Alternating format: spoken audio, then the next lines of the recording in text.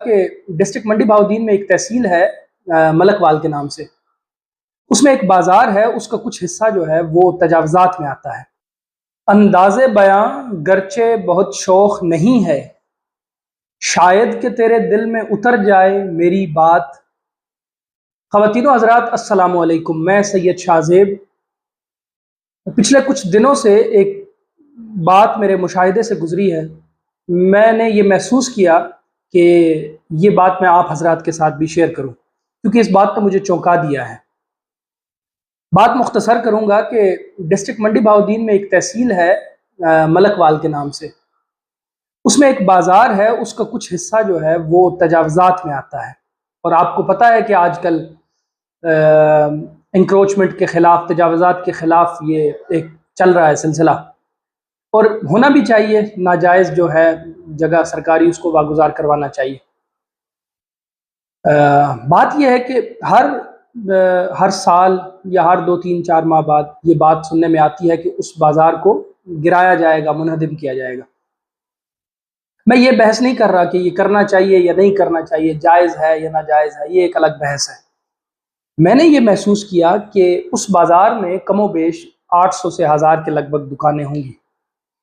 ہر اس آدمی کو جس کا وہاں پہ کوئی سٹیک نہیں ہے، جس کی وہاں پہ کوئی دکان نہیں ہے، جس کا وہاں سے معاش نہیں جڑا ہوا، اس بندے کو زیادہ پریشانی ہے بنسبت اس بندے کے جو وہاں پہ کام کر رہا ہے. سادے الفاظ میں کہ جس کا وہاں سے روزگار منسلک ہے، اس بندے کو تو پریشانی ہے ہی ہے، لیکن اس کے گرنے میں جو دلچسپی لے رہے ہیں لوگ، وہ لوگ ہیں جن کا وہاں پہ کچھ لینا دینا ہی نہیں ہے. ہر وہ آدمی یہ بات کرتا ہے کہ آپ نے اس بازار کے بارے میں کچھ سنا ہے کہ اس کو کب گرایا جائے گا.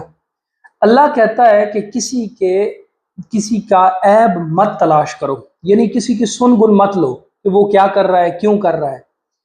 مجھے اس بات نے چونکایا کہ یار ایک بندہ جس کا پورا خاندان، وہ اگر سیلز مین ہے یا دکان کا مالک ہے تو وہ اس سے جڑا ہوا ہے، اس دکان سے، اگر اس کو گرا دیا جائے گا تو مسٹر اے یا مسٹر بی یا میں یا تم، اس کا کیا تعلق ہے؟ وہ اس چیز میں کیوں دلچسپی لے رہا ہے کہ یار اس کو گرایا جائے یا نہ گرایا جائے؟ بحیثیت انسان یہ کتنی عجیب بات ہے کہ ایک آدمی کا نقصان ہوگا. وہ 800 سے 1000 دکانیں جو ہیں، اگر ان کو گرایا جائے تو ان میں آپ اندازہ لگا سکتے ہیں کہ وہ ایک طویل سلسلہ ہے. پتہ نہیں کتنے خاندان، کتنے لوگ اس سے وابستہ ہیں اور ان کا کھانا پینا چل رہا ہے. اور 2018-19 سے جس طرح کے پاکستان کے معاشی حالات ہیں، اس کو آپ پھر اس کا سوچ سکتے ہیں کہ کیا نتیجہ نکلے گا.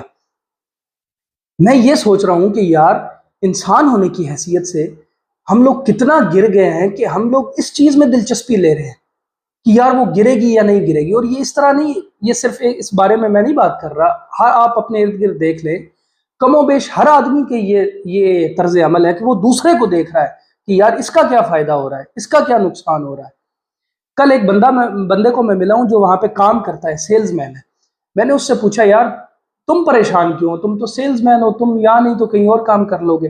وہ کہتا ہے کہ یار یہاں پہ میں تقریباً 15 سال سے سیلز مین ہوں اس جگہ پہ، اور میں اس چیز کو میں اپنے زیادہ محسوس کر رہا ہوں اپنے مالک کی نسبت. وہ تو بڑا آدمی ہے، یہاں سے گرائے گا کہیں اور بنائے، لیکن جو میرا یہاں پہ وہ سسٹم بنا ہوا ہے، جس طرح میں لوگوں کو جانتا ہوں، جو میرا تعلق ہے، مجھے یہ چیز اس سے زیادہ محسوس ہو رہی ہے. معاش تو پھر ہے ہی ہے. تو لمحہ فکریہ یہ ہے ملک وال کے لوگوں کے لیے خاص طور پر کہ یار خدا سے ڈرو، خوف خدا کرو. اگر ایک آدمی نوکری کرتا ہے تو اس نوکری کی وجہ سے 6 یا 7 آدمی گھر میں پلتے ہیں. اور جس طرح کا ہمارا نظام ہے نا، 6 7 نہیں، اگر 10 12 بھی کھا جائے تو وہ ماننے میں آتا ہے. اور اگر یہ بازار گر جائے، جو اللہ کرے کہ دونوں کے حق میں بہتر ہو، حکومت بھی خوش ہو جائے اور ان لوگوں کا بھی کچھ سبب بن جائے. لیکن یار سوچو، اگر آپ کی یہ دکان ہوتی، اگر آپ کا معاش جڑا ہوتا اور آپ کے بچے گھر آ کے پوچھتے، جب خاوند یا گھر کا بڑا گھر آ کے بیٹھتا ہے تو اس کی بیوی یا اس کے بچے اس کو پریشان دیکھتے ہیں تو وہ ان سے پوچھے کہ کیوں پریشان، اور وہ کہے کہ جہاں سے میرا روزگار جڑا ہوا ہے اس کو صبح گرا دیا جائے گا، تو اس بندے پہ کیا گزرے گی؟ اس بات کو اپنے اوپر ایک دفعہ محسوس کر کے دیکھو. اور جو یہ آپ سن گن لے رہے ہو نا، اس کا کوئی فائدہ نہیں ہے، صرف ہم لوگ بحیثیت انسان ایکسپوز ہو رہے ہیں، ہم گرتے جا رہے ہیں، ہماری اخلاقیات جو ہے، اخلاقیات وہ بگڑتی جا رہی ہے۔ باقی روزی روٹی اللہ نے دینی ہے، وہ تو جڑی رہے گی۔ بات جو دل سے نکلتی ہے اثر رکھتی ہے، پر نہیں طاقت پرواز مگر رکھتی ہے۔